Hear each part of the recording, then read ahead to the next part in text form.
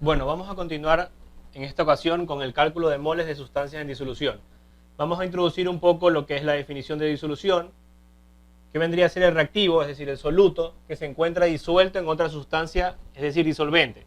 Frecuentemente suele ser agua. ¿Por qué abordamos este tema? Básicamente porque en reacciones químicas a veces no es muy usual darte la muestra pura, sino que te la suelen dar disuelta en agua.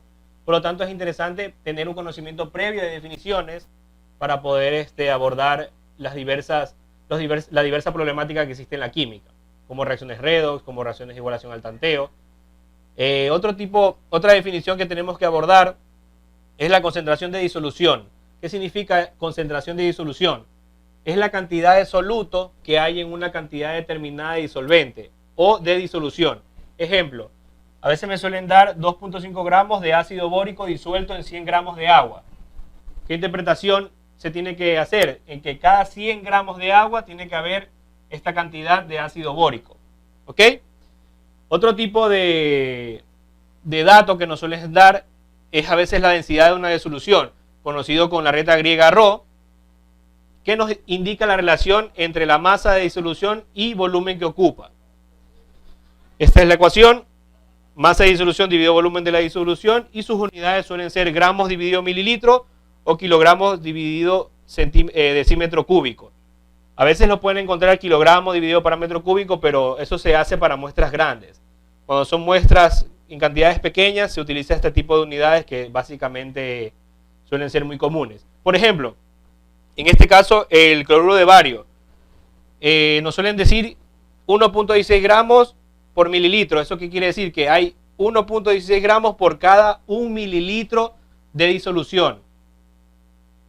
Por lo tanto, este tipo de definiciones o este tipo de enunciados que nos suelen dar en muchas reacciones químicas es interesante tenerlas en cuenta. Bueno, continuando con más definiciones, en cuanto estamos viendo el cálculo de moles de sustancias en disolución, veremos unidades que nos encontramos o que nos suelen dar en los enunciados de unidades de concentración. Por ejemplo, la molaridad. Vemos esta definición. La molaridad es los moles de soluto que hay en un volumen de disolución en litros. Por ejemplo, si nos dice un enunciado que tenemos una disolución 0.4 m mayúscula, se tiene que interpretar de esta manera: 0.4 molar, es decir, 0.4 mol dividido para litros. Un ejemplo, el cloruro de potasio. Si nos dan una disolución 0.4 m de cloruro de potasio, nos indica que hay 0.4 moles de cloruro de potasio en un litro de disolución. Esa es la lectura de esta información. También nos podemos encontrar con molalidad. Viene definido como moles de soluto respecto a kilogramos de disolvente. Veamos la diferencia. En uno es volumen y otro es en masa. Cuidado.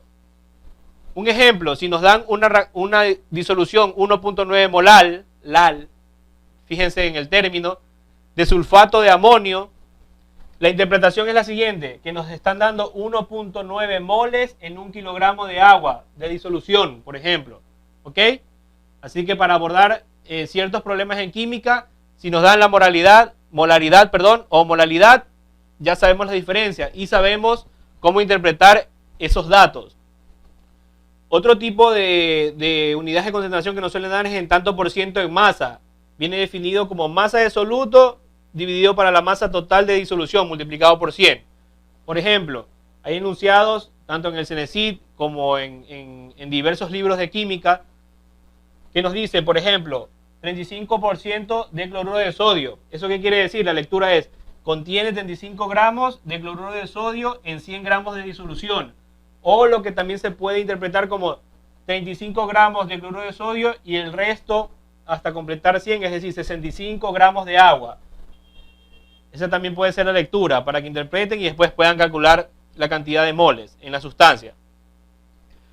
Otro tipo de dato que nos suelen dar es en tanto por ciento en volumen. ¿Por qué se llama en volumen? ¿Por qué? Nos dan volumen de soluto respecto al volumen total de la disolución multiplicado por 100. Por ejemplo, en una cerveza del 5% en volumen de alcohol, por cada 100 mililitros de cerveza hay 5 mililitros de alcohol. Esta tiene que ser la lectura de cada uno de estos datos que nos pueden dar en una reacción química. Aquí voy a cambiar porque es volumen. ¿Ok? Bueno, continuando con las unidades de concentración, otro caso típico que nos podemos encontrar es la fracción molar. Es decir, en tanto por uno de moles totales. Normalmente su símbolo es la letra Xi, griega, y nos define los moles de soluto respecto a los moles totales que hay en la disolución. Por ejemplo, si nos dicen que hay 0.18 de fracción molar de ácido clorhídrico en una disolución, ¿eso qué quiere decir? La lectura de esta información tiene que ser 0.18 moles de ácido clorhídrico en un mol de disolución. ¿Ok? Cada vez que encuentren este tipo de unidades de concentración lo tendrán que trabajar de esta manera. La interpretación tendrá que ser de esta, como les indico aquí, 0.18 moles de ácido clorhídrico en un mol de disolución. ¿Ok? Otro tipo de unidades de concentración suele ser las partes por millón o los ppm.